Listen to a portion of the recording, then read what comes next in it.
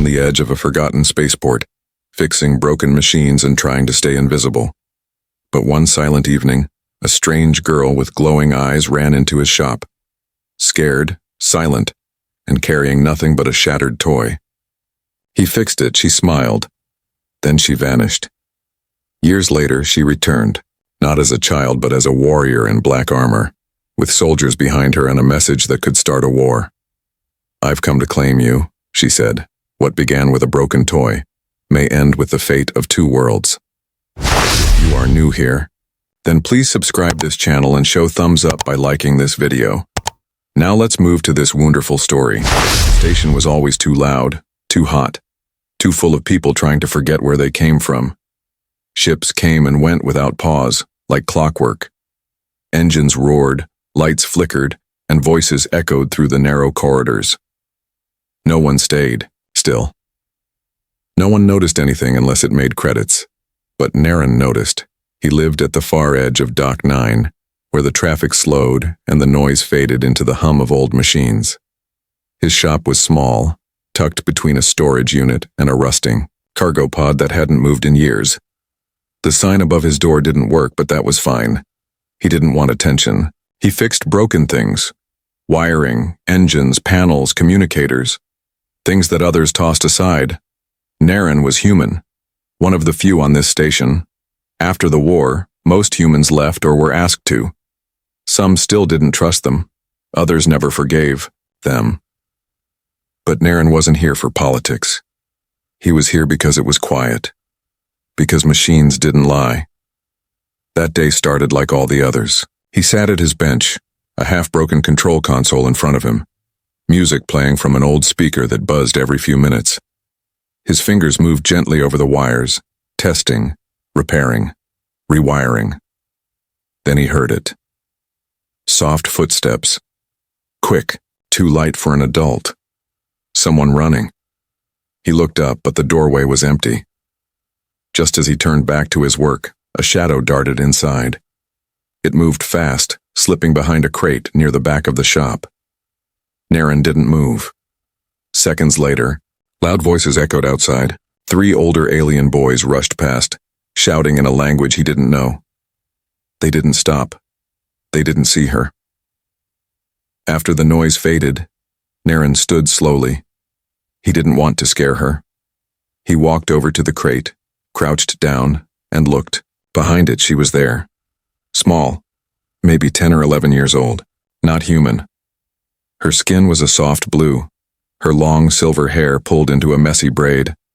Her eyes glowed, not bright, but gently, like stars just starting to rise. She clutched a small toy in her hands, a communicator shaped like a bird. With one broken wing, she didn't speak, didn't blink, just stared at him. "It's okay," Naren said softly. "I won't hurt you." She didn't answer. He pointed at the toy. "That's broken, yeah? I can fix it. I fix things." She looked down at the toy. Her fingers held it tighter. Naren held out his hand. Open. Patient, after a long pause, she placed the toy in his hand. He stood, walked back to his bench, and sat down. She stayed behind the crate, peeking out with cautious eyes. He worked in silence. Only his music filled the room. He didn't ask her who she was. He didn't ask what had happened. The toy was old but fixable. A few wires needed reconnecting. The wing was easy to rebuild with scrap plastic. After 20 minutes, the toy chirped. Its eyes blinked. The small wings fluttered. Naren smiled. He turned toward the crate and held the toy up. Good as new. She stepped out slowly. She took the toy in both hands and watched it chirp again. Her eyes lit up, really lit up, and something changed in her face. She smiled. It was small at first, like she wasn't sure if she remembered how. Then it grew. It wasn't just a smile, it was joy.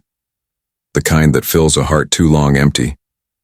In that one moment, Naren saw her not as a stranger, but as a child who had forgotten what hope felt like.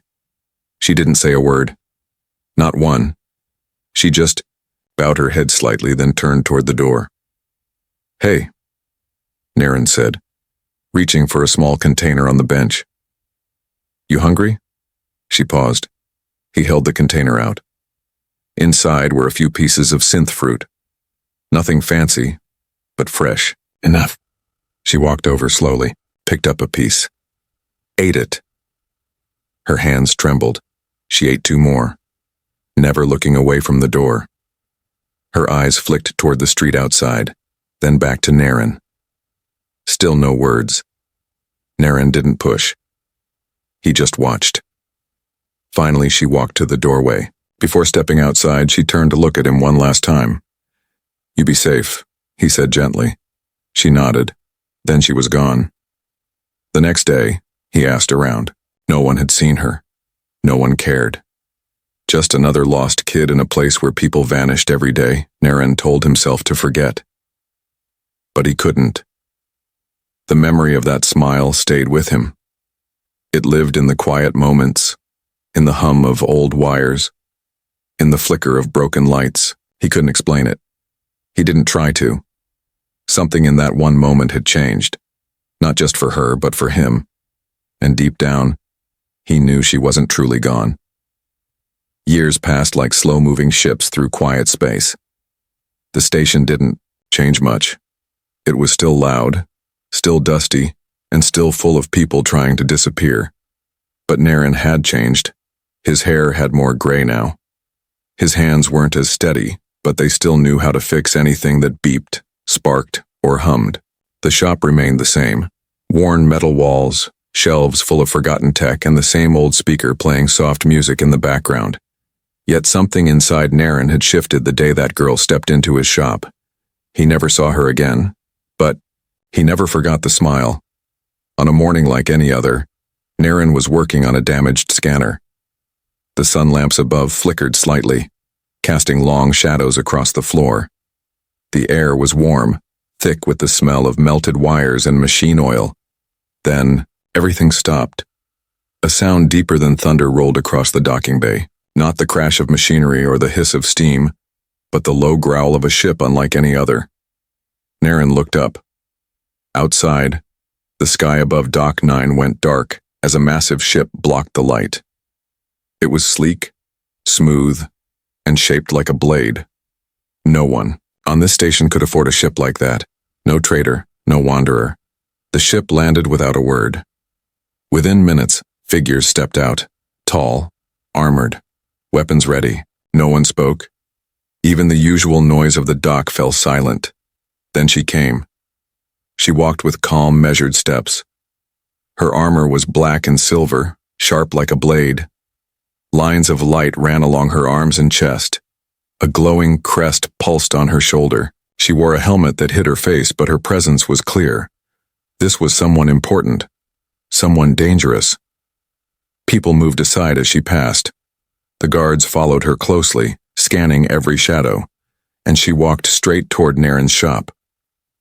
Naren stood confused. He wiped his hands on a cloth, trying to stay calm. He had no reason to be afraid, yet something in the air told him this wasn't a regular visit. The armored figure stepped through the door. She looked around the room slowly, then stopped. Without a word, she reached up and removed her helmet. Naren's breath caught in his chest, silver blue skin, star-glow eyes, the same soft features, only sharper now, older, stronger. It was her, the girl from all those years ago, but now she was no child. You remember me? She said softly. Naren nodded. His voice didn't work yet. Too many questions. Too many memories. I'm Commander Ravel now, she said, second in line to the Tharnell Dominion. He leaned on the bench behind him. You were a scared kid with a broken toy. Now you're royalty? She gave a small smile. And you were just a kind stranger who didn't ask questions. He looked down at his tools, then back at her. Why are you here? She stepped forward, lowering her voice. I've come to claim you. Those words made the room feel smaller. Claim me? Naren repeated, trying to understand. She nodded. Because something is happening, something dangerous, and I need your help. I fix machines, Naren said. I don't fight wars. Ravel looked around the shop. Her eyes stopped on a small box near the door. Inside it was the toy bird he had fixed all those years ago, dusty now but still whole. You kept it, she said. I didn't have the heart to throw it away, he replied. A long silence passed between them. Then Ravel's voice changed, sharper. This isn't just about old memories. There's a threat rising from inside my own people. They want war, they want to blame humans, and they're starting here. Here? Naren asked. Why? Because they know I came back for you. Naren's mind spun. It didn't make sense. He was no one, just a mechanic in a forgotten corner of space. I stopped an attack last night, Ravel said. Doc 4, you were the target. Me? He said, almost laughing. Yes, she replied. They fear what I feel. They fear what you represent. Naren shook his head. I don't represent anything. You showed me something no one ever had, she said quietly. Kindness, trust. And now, I need that again. He looked at her closely. Under the armor, under the voice of command, he saw it. The same careful posture, the same eyes that once searched for safety. You saved my life last night, he said slowly. I did, she replied. And if I say no, then I leave, she said, and I walk into a war alone. Naren looked around the room, the wires, the tools, the life he built from scraps. Then he looked back at her. One condition, he said. Name it.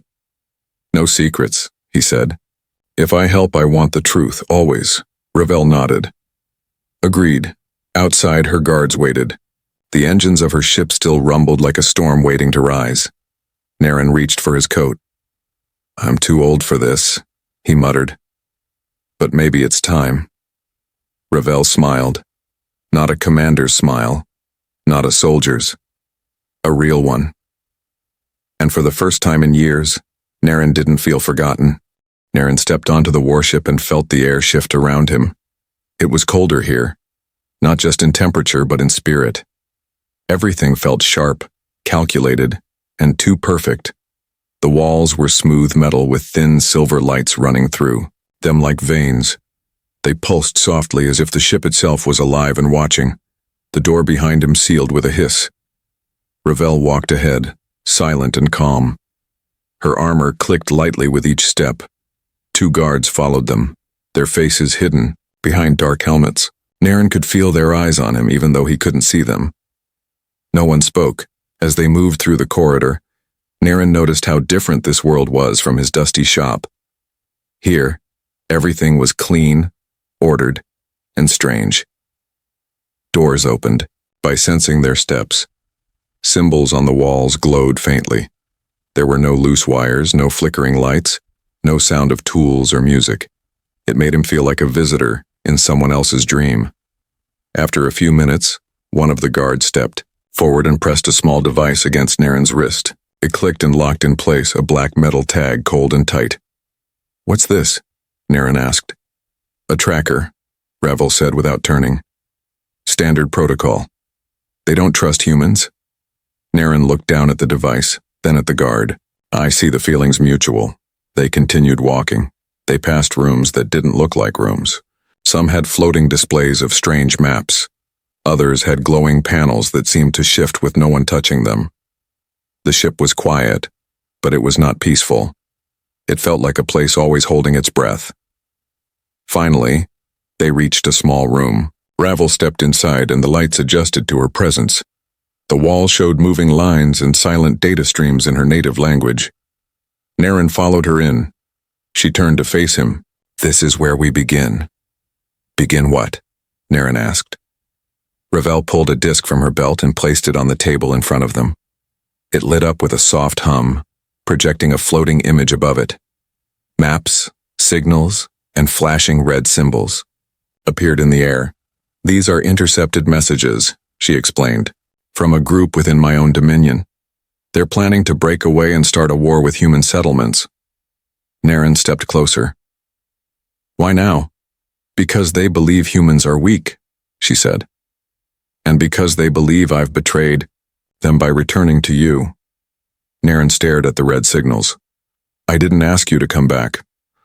I know, she said. But they saw me leave the capital. They tracked my ship. They know where I went, and they want to destroy anything I care about. He looked at her. You care? Her eyes met his. You gave me hope when I had none. That's not something I forgot. The room fell silent again. Ravel touched the display, and it changed to show a small section of the station. It was Dock 4. Explosions marked the surface. They struck here last night, she said. But not to damage the dock. They were trying to lure me out. Naren felt a chill in his spine. You were the real target. And so were you, she said, because of what I might tell you. What do they think I am? He asked. A symbol, Ravel replied. They think you're proof that peace is possible. They fear that idea. Naren looked at the map. It pulsed with warnings, blinking lights, and shifting codes. You think I can help stop them? He asked. You know how to read hidden signals, Ravel said. You know machines.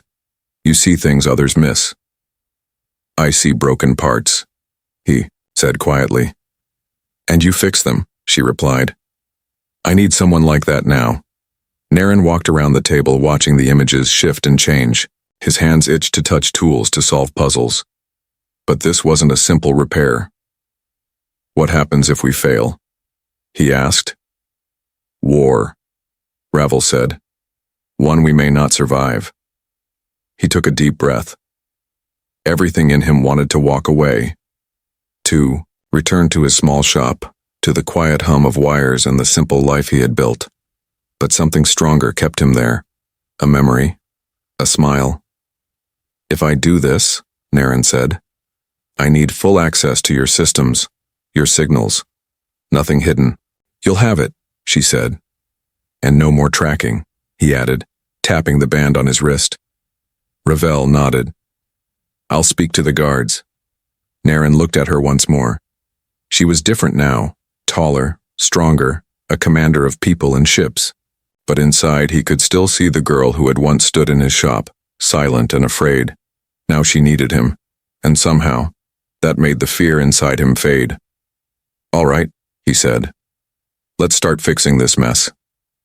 Ravel pressed a panel beside the table. The lights dimmed and new codes began to scroll across the wall. Together they began decoding the messages, lines of data hidden beneath noise, threats buried in silence. Naren's hands moved faster now, his mind waking up like it hadn't in years. This wasn't just about machines anymore. It was about truth. It was about choosing to stand for something, even when no one else would. And deep beneath the metal sky, surrounded by strangers and silence, Naren found a new purpose. The ship moved through space without a sound, like a shadow gliding across stars. Deep inside, in a dim room full of lights and code, Naren worked with quiet focus. Messages blinked across the screens, most of them scrambled or hidden under layers of false signals. Still, he read them like old books, peeling back the noise one layer at a time. Commander Ravel stood nearby, arms folded, watching. She didn't interrupt. She had learned that when Naren was silent, he was listening more than thinking. There's a pattern, Naren said at last. Look here. Same timing, same data spikes, different locations.